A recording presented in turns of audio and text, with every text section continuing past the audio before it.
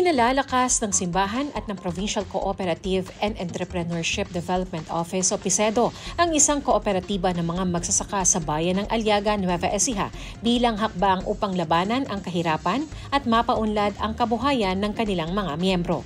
Ang lakaran, ang Nasumpungang Daan at Sundan o Landas Agriculture Cooperative ay itinatag sa inisyatiba ni Father Elmer Serrano Villamayor, dating pura paroko ng St. John the Baptist Parish sa Bibiclat. Ayon kay Father Villamayor, layunin ng kooperatiba na hindi lamang makatulong sa kabuhayan, kundi mailapit din ang mga kasapi nito sa Diyos sa pamamagitan ng sama-samang pagkilos. Ito kasi yung paniniwala ko rin na at ng marami sa aming miyembro na ito yung makapagpaparami ng middle income sa ating bansa, pag mas maraming kooperatiba. At ito yung our own little way of doing it. Sa tulong ng PICEDO, isinagawa kamakailan ng Cooperative Management Seminar para sa mga opisyal ng kooperatiba.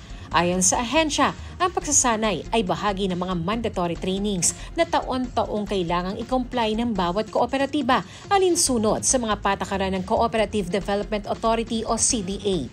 Ang training na to, kumbaga ito yung paraan para mas maunawaan nila paano ba i-manage or paano ba i-handle yung isang kooperatiba.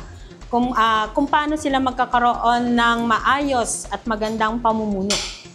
Sa pagsasanay, tinalakay ang mga pangunahing prinsipyo ng good governance, financial reporting at ang papel ng bawat opisyal sa tamang pagpapatakbo ng kooperatiba.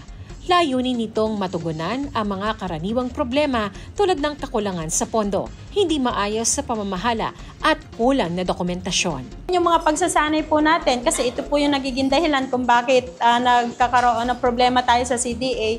So dapat maging aware din po tayo na lahat po ng officer ng ating kooperatiba ay dapat nag-undergo po ng mandatory training.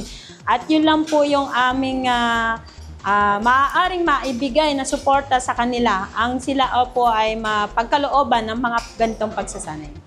Nagpasalamat naman si Father Villamayor sa patuloy na suporta ng PICEDO at sa tiwala ng mga miyembro ng kanilang kooperatiba.